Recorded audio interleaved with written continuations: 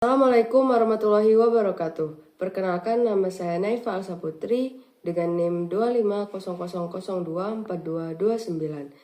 Saya berasal dari Prodi Hukum, Fakultas Hukum Universitas Ahmad Dahlan.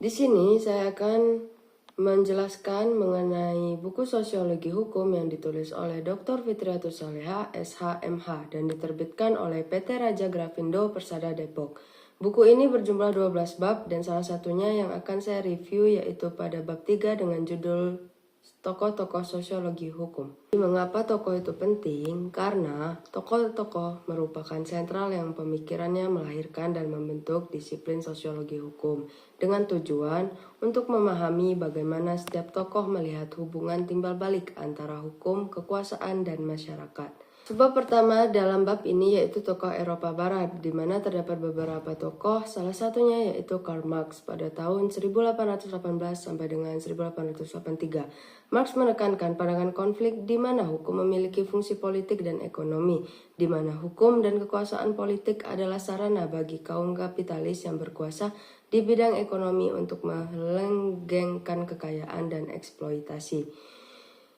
Hukum adalah alat yang menyebabkan konflik dan perpecahan, bukan alat integrasi. Dengan tujuan hukum tidak berfungsi untuk melindungi masyarakat secara umum, melainkan hanya melindungi kelompok-kelompok yang dominan. Marx memandang bahwa hukum yang berlaku atau jurisprudensi tidak lain adalah kehendak kelas penguasa yang dijadikan hukum bagi semua kelas. Yang kedua yaitu Emil Durkheim pada tahun 1858 sampai dengan 1917. Durkheim fokus pada hubungan antara tipe hukum dengan jenis solidaritas sosial dalam masyarakat, hukum dan solidaritas mekanis. Tipe masyarakat kolektif yang ditandai dengan hukum represif yang menekankan saksi. Hukum ini berfungsi menanggulangi pelanggaran terhadap nurani kolektif atau kesadaran bersama. Tipe masyarakat modern yang terdiferensiasi dan terspesialisasi dalam masyarakat ini, hukum restitutif menjadi dominan yang lebih menekankan pada pemulihan atau restitusi dan kompensasi untuk menjaga kelestarian masyarakat. Tokoh ketiga yaitu Max Weber pada tahun 1864 sampai dengan 1920. Weber dijuluki sebagai bapak sosiologi hukum modern dan menggarap hukum secara komprehensif dengan metode sosiologis, di mana hukum adalah kumpulan norma yang dikelompokkan dengan konsensus dan menggunakan alat kekerasan sebagai daya paksaan. Sistem hukum yang menentukan sendiri peraturan dan prosedur yang dipakai untuk mengambil keputusan. Sistem yang ukurannya bersifat eksternal merujuk pada nilai-nilai agama, etika, dan politik.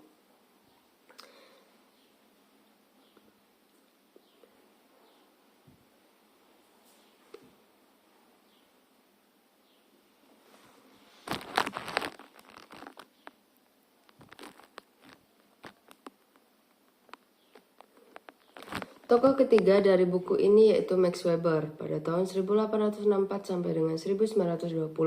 Weber dijuluki sebagai bapak sosiologi hukum modern dan menggarap hukum secara komprehensif dengan metode sosiologis. Definisi hukum baginya yaitu hukum adalah kumpulan norma yang dikelompokkan dengan konsensus dan menggunakan alat kekerasan sebagai daya paksaan. Dengan tipologi hukum sumbu, formal, substantif, dan irasional, rasional. Sistem hukum yang menentukan sendiri peraturan dan prosedur yang dipakai untuk mengambil keputusan. Sistem yang ukurannya bersifat eksternal merujuk pada nilai-nilai agama, etika, dan politik. Dengan tipe peradilan, rasionalitas hukum. Peradilan kadi baginya sangat akhtiar.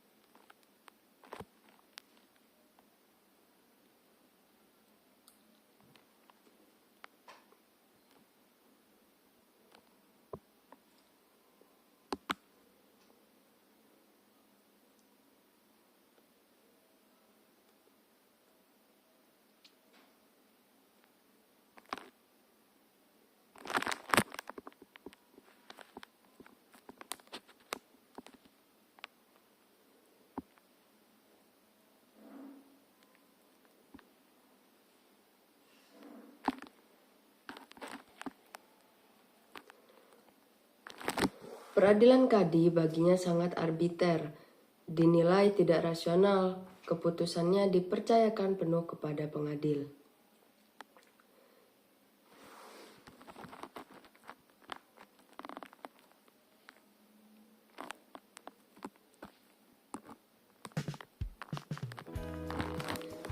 Tipe-tipe peradilan menurutnya adalah peradilan kadi, yaitu sangat arbiter, dinilai tidak rasional, keputusannya dipercayakan penuh kepada pengadil. Yang kedua yaitu peradilan empiris, di mana lebih rasional tetapi belum sepenuhnya hakim memutuskan perkara dengan cara beranalogi. Dan yang ketiga yaitu peradilan rasional dengan tipe peradilan yang paling maju.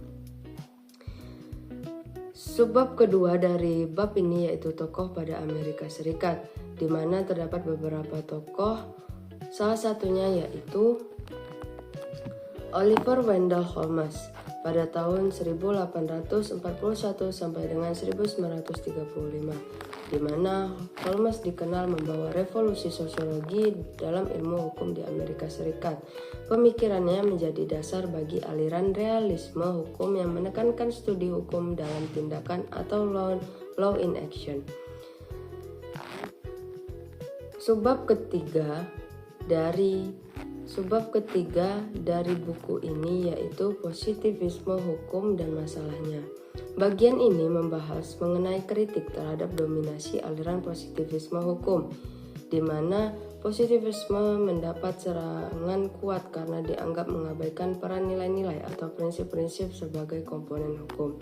Kelemahan positivisme mengasumsikan kepastian dan kejelasan dalam peraturan yang sebenarnya tidak jelas, gagal menanggulangi hubungan yang kompleks antara peraturan dan kekuasaan diskresioner atau kekuasaan bebas para pejabat hukum.